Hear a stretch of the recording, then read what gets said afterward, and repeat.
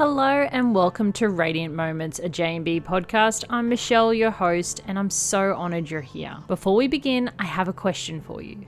When was the last time you showed yourself true kindness? Not just in big moments, but in the small, everyday ones. Did you give yourself grace when you made a mistake, or did you criticize yourself? Did you allow yourself to rest when exhausted, or did you push through the guilt? If you're like most caregivers, you're likely harder on yourself than anyone else ever could be.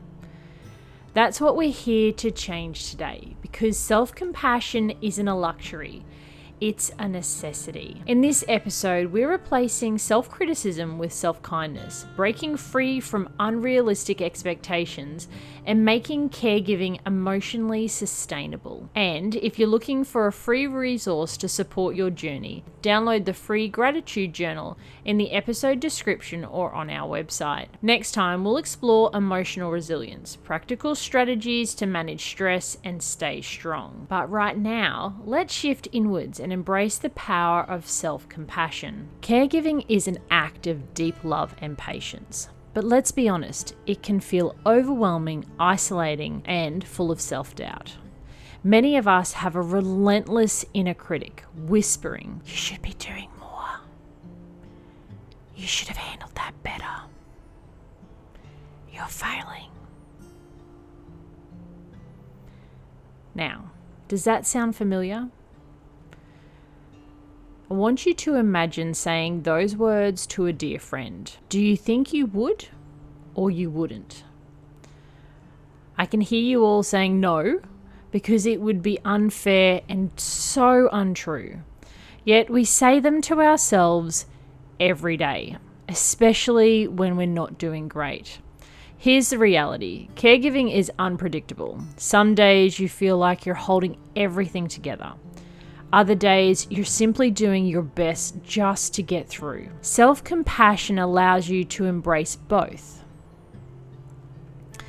The science of self-compassion and caregiving. Dr. Christine Neff's research on self-compassion shows that caregivers who practice self-kindness experience less stress and burnout, more emotional resilience, better decision-making under pressure, a stronger ability to care for others. Take a moment to think about that. Prioritizing self-compassion doesn't just benefit you, it benefits the people you care for too. Self-compassion isn't an indulgence, it's a caregiving strategy. How self-compassion transforms caregiving. It reduces emotional exhaustion and it lets go of guilt and self-blame.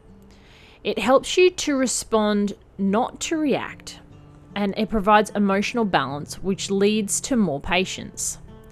It teaches by example. When you treat yourself with kindness, you model that for others. The self-compassion mind shift. Next time your inner critic says you should be doing more, I want you to stop and ask, would I be saying this to a friend? If the answer is no, why say it to yourself? Self-compassion is the antidote to burnout. It's giving yourself the same grace so freely given to others. Why?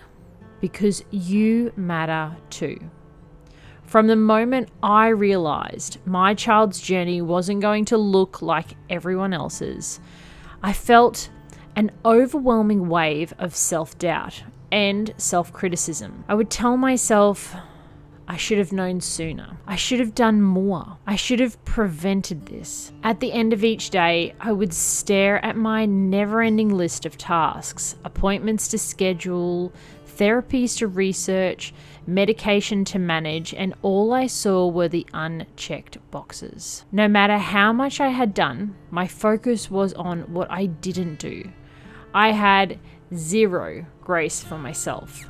Yet I gave it so freely to friends, family, and others around me. I would lift up fellow caregivers, reminding them that they were doing enough, that their love was enough. But when it came to myself, I just couldn't extend that same kindness because deep down, I was terrified. I didn't want to fail. I didn't want to break down. I wanted to be strong for my child, my family, and everyone depending on me. However, the stress, the pressure, the constant weight of caregiving weren't just emotional burdens, they became physical ones. My body ached from exhaustion. My mind was constantly racing. I had nothing left to give. That's when I had a realization that changed everything. I didn't want to just survive this journey. I wanted to have the strength to live it. So I did something that felt radical at the time. I made a choice to care for myself the way I cared for my loved ones and others. I gave myself grace to reach out for help, allowing others to step in instead of carrying everything alone. I took time and I started journaling, focusing on what I had done instead of what I hadn't. I breathed and I let go of the impossible expectations, choosing presence over productivity. I listened to hypnosis records before going to bed so that I could sleep without my brain running endless checklists. And slowly, things started to shift. I stopped measuring my worth by my to-do list or my didn't-do list. I stopped holding myself to the impossible standards of the community around me. I became kinder to myself. Now, I still have hard days. There are moments when guilt creeps in, but instead of tearing myself down, I remind myself or I reach out to another to help remind me that I am doing my best and that I am enough. And now I invite you to do the same because you too are enough. If you've ever felt like you aren't doing enough, or you should be handling things better, let me tell you, you are not alone.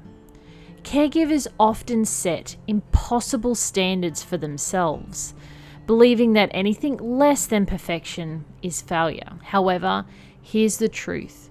There is no perfect caregiver. Caregiving isn't about getting everything right. It's about showing up with love. Let's break free from self-judgment by reframing critical thoughts. And I'll give you a few examples. Number 1, let's go from I should be doing more to I am doing my best. Now, this shift matters because there will always be more to do, but that doesn't mean you aren't already giving everything you possibly can. Instead of asking, did I do enough today? Ask, did I show up with care? And did I try my best? If the answer is yes, then you are enough. Number 2, let's go from I made a mistake to I am learning something. Mistakes don't define you, they teach you. Caregiving is full of trial and error. Next time you dwell on a mistake, I want you to ask, what would I say to a friend who made the same mistake?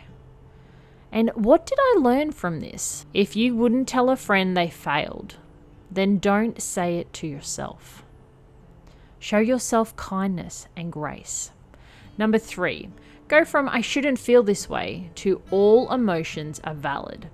Many caregivers feel guilty for frustration or exhaustion. However, here's the truth. You are human.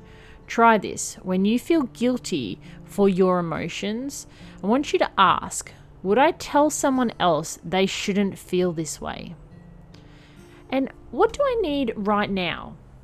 Do I need comfort, space, or support? Feelings don't make you a bad caregiver. They make you a whole, deeply compassionate person. Now, here's your self-kindness challenge. Next time you catch yourself being self-critical, I want you to pause. I want you to ask yourself, would I say this to someone I love? Caregiving isn't about perfection. It's about showing up, and that is enough. Self-compassion isn't just a mindset shift. It's a practice. If you think about it, if you've spent years being your own worst critic, self-kindness might feel uncomfortable at first, and that's totally okay. The key is consistency. The more you practice, the more neutral it becomes. Here are 3 simple ways to make self-compassion part of your day. Number 1, the hand-on-heart technique, reconnecting with yourself. I want you to place your hand over your heart. Take a deep breath in through your nose and out through your mouth. And say, I am human, I'm doing my best, I deserve kindness. Why this exercise works is because this simple gesture activates the body's relaxation response, and it's reducing your stress instantly. Number 2, pause and reflect. Recognize what you need. Instead of ignoring your needs, ask yourself, what do I need right now? It might be a deep breath, a moment of silence, a glass of water. This works because check-ins help you recognize and meet your own needs, allowing you to meet others' needs. Number 3, treat yourself like a friend. Change your inner dialogue. Next time you think, I'm failing, go back to asking, would I say this to a friend? And if not, how can I reframe this statement with kindness? This works because your brain learns to replace self-criticism with self-compassion. As always, start small. Choose one habit to practice daily because you deserve kindness too. Here is your self-compassion challenge. This week, I challenge you to practice self-compassion in 3 simple ways. Number 1, start your day with 1 positive affirmation. Number 2, catch 1 self-critical thought and replace it with kindness. And number 3, end your day by acknowledging 1 thing you did well. Let's do this together. Share your commitment with me. Comment or message me. What's 1 way you'll practice self-compassion this week? And if you need extra support, we're here to help. You don't have to navigate the journey alone. We've created resources and a supportive community just for you. Download your free gratitude journal. It's a simple way to shift your mindset, embracing the small wins. You can join the JMB Oasis membership and community waitlist, where you'll have access to a safe, supportive space where caregivers connect, share, and grow together. You could try our 90-second reset program, a quick and effective tool to calm your mind, reset your emotions, and regain clarity, even on your busiest caregiving days. Now you may be asking, where do I find all of these wonderful things? All of the links are in the show notes or on our website at jmbinspired.com. You deserve compassion too. Self-compassion isn't an excuse to do less. It's what helps you keep going with more strength, clarity, and kindness. I want to remind you that you are doing an incredible job and your efforts matter every single day. Your well-being matters just as much as the care you give. And remember, you are never alone in this journey. In our next episode, we'll be talking about emotional resilience in caregiving, giving practical strategies to manage stress and stay strong. If this episode resonated with you, please share it with another caregiver who needs to hear it. Until next time, stay radiant, stay empowered, and keep shining your light bright.